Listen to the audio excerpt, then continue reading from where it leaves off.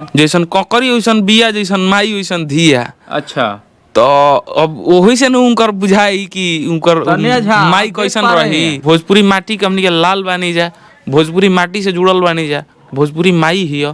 तो माई के छोड़े में कितना प्रॉब्लम हो रहा बा, एक के चलते माई छूटत नहीं, क्या ना ही छूटी। हम उतने कहम कि संस्कार में रहलो का है कि भोजपुरी भाषा रोवे आचर पसर, भोजपुरी बोल नमो लेवे में गबड़ाइल बिया महाराज लेके।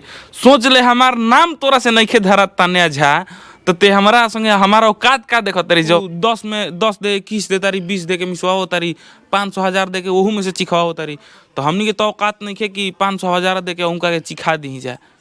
हेलो दोस्तों, गुड मॉर्निंग। आर के पांडे ब्लॉग में आपका स्वागत है। अभी हम आ चुके हैं, एक हमारे बहुत पुराने गायकार हैं समरेश चौबे।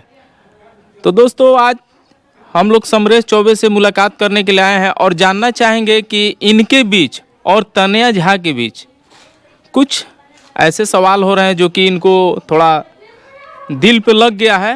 तो उन्होंने हमको बुलाए हैं कि भाई जी आइए, थोड़ा हमको भी उनके बारे में कुछ कहना है। तो दोस्तों आप हमारे ब्लॉग पे बने रहें।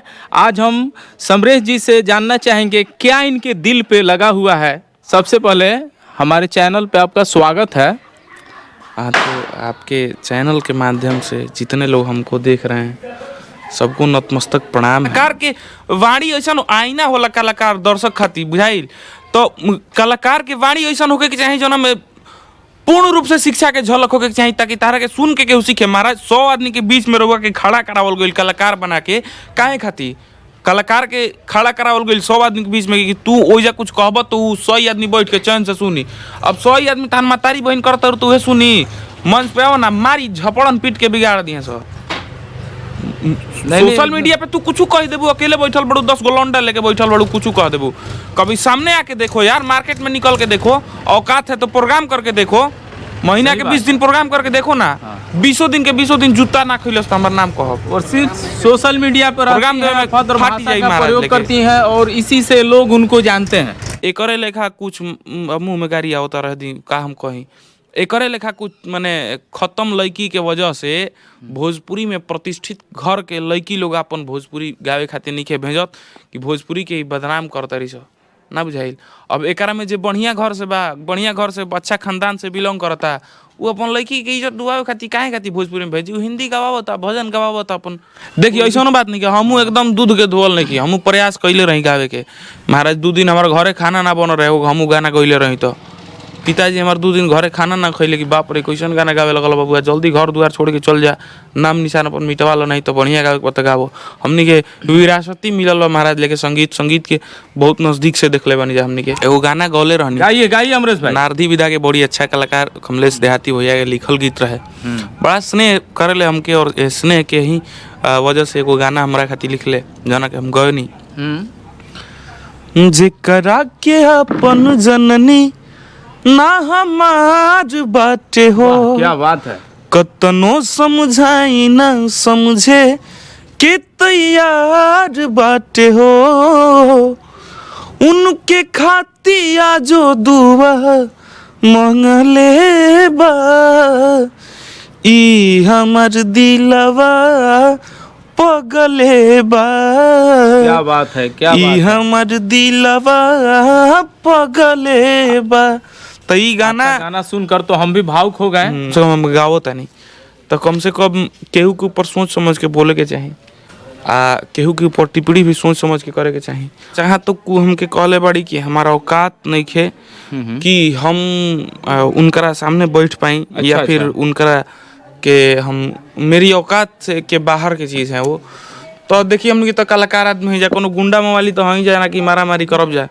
तो जहाँ तक रहल कलाकारी तक अही है, तो हारमोनियम लेके आवो, मंच पे आवो। ओरिजिनल कलाकारी तो है स्टूडियो में तो हम चाही तो सबका केकरा से ना गवा ली बैठ के अपने से। अपना अंदर हमारा क्षमता बा कि हम केहू से बैठ के गवा ले। लेकिन कहे के मतलब बा कि तान्या झा के औकात के जहाँ तक बात रहल, तो हम बता दी कि वो औकात हमारा उतना नीचे नीचे गिरल कि हम उनकरा संगे बैठी।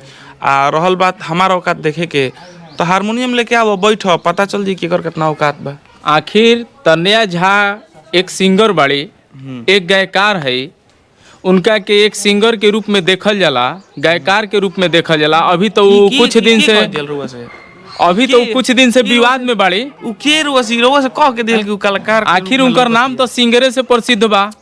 अच्छा ई बताई हमरा के कलाकार के रुआ से कह के दिल कि उ कलाकार होई तक तो लक्षण बा कलाकार एगो के। बात कलाकार के शब्द में शिक्षा के झलक होके के चाहिए। अच्छा अच्छा, कलाकार शिक्षा उनका में नहीं है।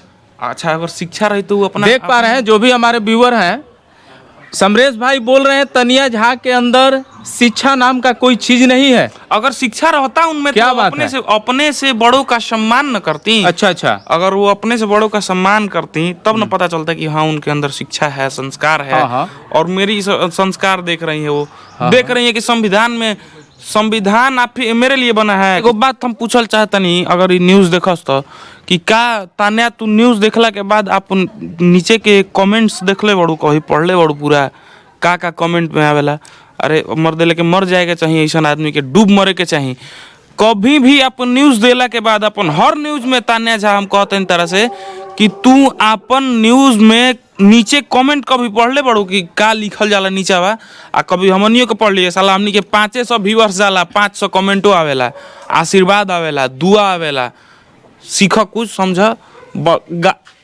और वो कहनी कलाकार, ई कलाकार के लक्षण है ना हमारा, कलाकार वो है नहीं है, वो तो कलाकार भी है। खाली हमरा औकात में ते का मिल बाबू, कलाकार हैं, गुंडा मवाली ना है। हम लोग कहे लागल ओकरा खातिर दोसर बात बा, गुंडा मवाली ना है, कलाकार हैं। औकात देखे के बाद हारमोनियम लेके बैठ। ठीक है, आप अपने को सही बता रहे हैं कि आप एक कलाकार हो, लेकिन तन्या झा भी कलाकार है, लेकिन उस नाम से उनको लोग नहीं जानते हैं। आपका ये भी कहना सही है? सही बात है, सही बात है।